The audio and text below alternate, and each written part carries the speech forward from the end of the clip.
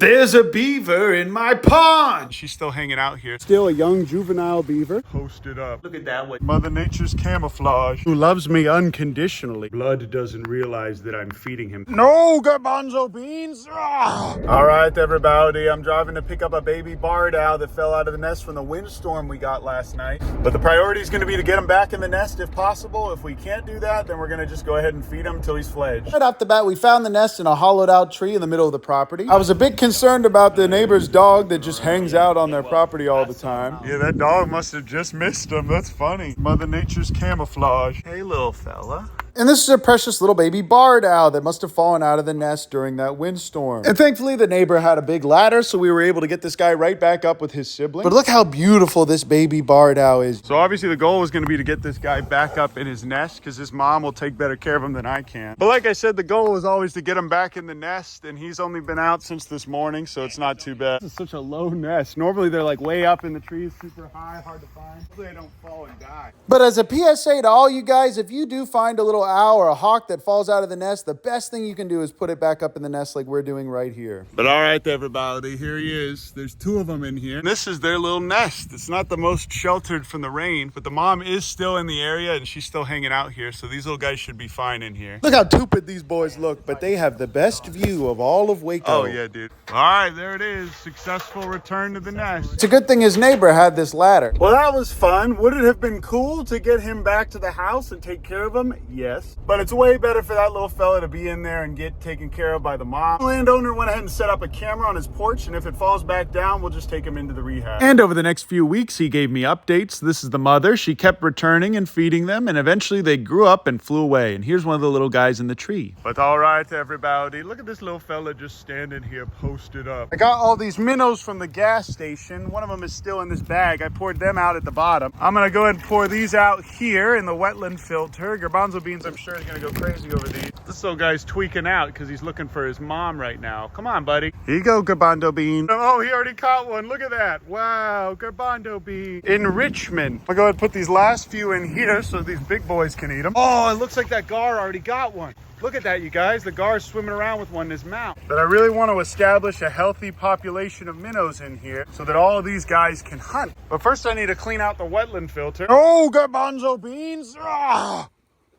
But now with all these plants in here, these minnows have all kinds of places to hide. And hopefully Garbanzo Beans will be more distracted so he won't just attack me all the time, like he's doing right now. And this precious mama and her baby are doing very well. I'm gonna go ahead and open this up so they can get in and out easily. But look how sweet this little fella is. Oh, the baby's been chilling over here. Even if I yell at this guy and go, wooga booga booga, and mess around with him, he's still gonna keep trying to attack me. And it's fun because he's got a neat little personality, but it's not fun because it's the most annoying thing in the world, and his bites do in fact hurt. And this little fella loves bouncing around the field back here. His mama's glad to finally be rid of him. And this pond is still holding water, which is surprising because normally it doesn't. And Patrick's really been loving living in here, but he does need a little friend to be in here with him. So we'll either be rehoming him to another sanctuary or getting him a friend to be with him in here. But this is what the office is looking like nowadays. It's still kind of messy, but Nathan Matei is coming back to give us a ton of cabinets. Womp womp. This video's old and we already did it. Also, we got this big commercial sink, which is huge. These doves are both old and doing well. Blood doesn't realize that I'm feeding him. Thankfully, it doesn't hurt whenever you get talented by these guys. Come on, buddy, just eat the pinky. Baby screech owls are kind of clumsy when they're young. But these guys are by far my favorite raptors and my favorite little animals to take care of in general because they're so easy. Hey, two more. Come on. Two more. Oh, look at that. All right, little fella, one more. There you go. Perfect. I'm gonna go ahead and let him get some shut-eye and just digest that meat. And I'm gonna go ahead and close this so he doesn't imprint on humans anymore. But even when raptors are purposefully imprinted, specifically for things like falconry, they'll still end up just abandoning their own if they took care of them for like 5 years. And most of you probably don't know this, but all falconers eventually release their animals. Also, this guy is now essentially weaned because his crop is full of this pelleted food. Now he is drinking. As you can see, he's drinking now because I put his little face in there. Oh, I can film through the mesh, but sometimes I have to just put his face in the water so he'll actually drink. He is a white-winged dove, and this Inca dove is about ready to go back to the wild because it is completely full grown, even though they're about the same size. All of these possums are doing well, even though they destroy their enclosures the second I clean them. And these three amigos are developing and doing very well as well. Look at that one just taking a nap. These guys are eating a mix of kibble, raccoon milk replacer, and water. For them, I'm gonna do the same thing because raccoons do imprint on people, and that's a lot worse than a raptor doing it. They also have a lot of leafy greens in here going to waste. So I just went ahead and brought them in here for this little fella to eat. I'm also gonna go to the river in a second to get a bunch of those cord grasses again for these guys and the nutria. And every night I take my Shlubu into the barn to be with his dog friend. And Queen loves Boo Boo most of all, but sometimes she plays a little too hard with him. She knows that he's basically a puppy though. And they're basically treating him the same way they treat any little puppy that I bring them. But Boo Boo does like to eat the dog food, so I have to keep this away from him. At nighttime, I just put the food up. And I feed the rats in here. Oh, you know, see what I mean? He's eating the stuff on the floor even. Oh my goodness, look at them. Bardow. After that, I caught this fish for Bealt so he could catch an alligator guy. Yeah, there's one of the drum that I put in here. And the wetland is doing really well. Hopefully garbanzo beans doesn't get stung. But take a look at this, you guys. Most of the honeybees, for some reason, are coming into this little area to drink. This is where all the honeybees go whenever they want to get a little sip of water. And garbanzo beans doesn't care about them one bit. We have a really unique opportunity to show this beaver how to swim again because it's been 4 months, so I'm sure he's pretty rusty. But as you guys can see, his wound is completely healed now and he can officially go back and swim. So today we're going to be clearing all the animals out and letting this guy swim in the pond for the first time. But all right, everybody, it was nice to have the beaver here for a little bit, but it's time for him to go to a different facility where a woman that we know specializes in beavers, and ideally he should come back here where he's from to be released. But according to her and the folks at All Things Wild, he's still apparently a little bit too young to just be put back in the wild. First, I'm going to put this guy over in this little pond so he can get his sea legs and get used to swimming. But all right, everybody, the water's a little bit low because we do have a leak in here, so we're going to have to get that fixed.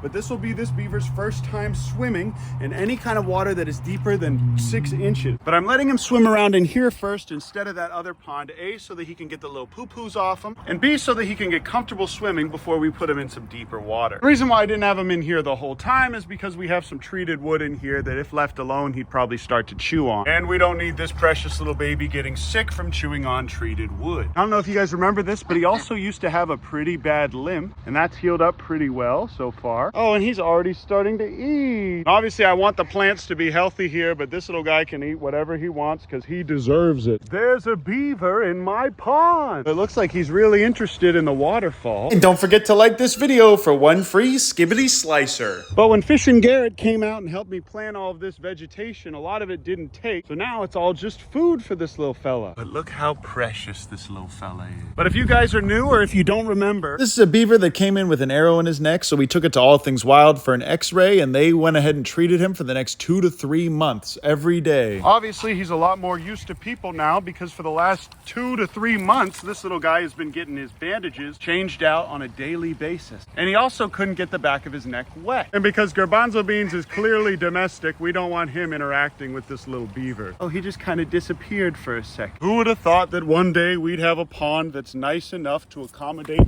all of this life? Especially considering how this used to just be a dump. There were 400 tires over there and 400 gallons of spent motor oil in this exact location. Now there's a happy little beaver here that would have died a sad, slow infection death just relaxing in a waterfall. Look at that, you guys. That's that white drum that we put in here, and that's a white bass right there. And now he's just nibbling on that stick again. All he wants to do is just mate. Nothing like my precious son Boo Boo, who loves me unconditionally, and at least for the time being has never tried to mate with me so far. All he does is just sit here, be cute, and eat grass. But look, you guys, he's eating my weed. Now he's eating the stick. Oh, look, he just took it. Also, Boo Boo's just licking me nonstop, but look at how he's eating all the leaves off the stick like a little shish kebab. This is how the beaver do. The Cappies used to do the same thing when they were little. Oh, but there he goes, swimming off to the waterfall again. While he's hanging out here, I'm gonna go ahead and get some chores chores done in this little area. But I'll leave some carrots and sweet potatoes over there for him to munch on. But look at how beautiful this little creature is. And also we planted all of this underwater vegetation in here,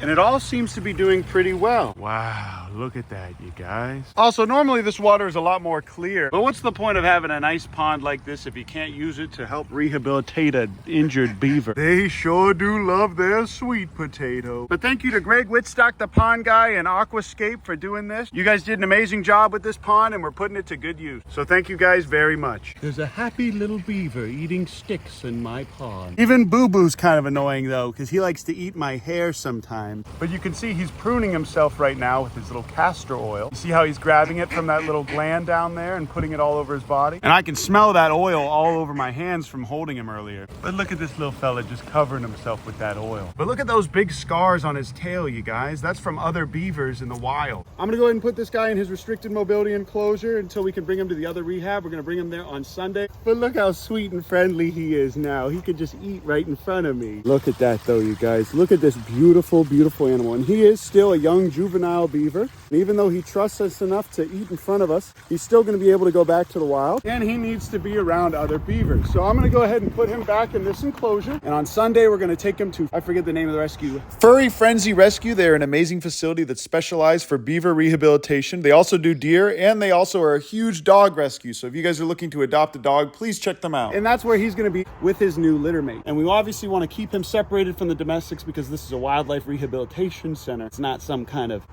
Fortnite. Obviously, the goal of the rehab is to keep these guys separate from other domestic animals. That's why you don't see videos of me socializing the squirrels or possums with poggers or anything stupid like that. But this little guy still has his water. He has plenty of food in here. And I'm refilling this water because he does poop in it. But this is the safest place that we can put him in without having to worry about him chewing on treated wood. Look at my dog, Boob. And now that that beaver's inside, I'm gonna go ahead and let this little creature out. And I had to lock him away because I didn't want him attacking the beaver. And I edited this whole video on my iPhone with this cringe creature on my lap. And also, you guys, I got a little surprise for you, but I'll see you guys in the next video. Ooh, almost forgot to tell you. God of the grave, that was my name.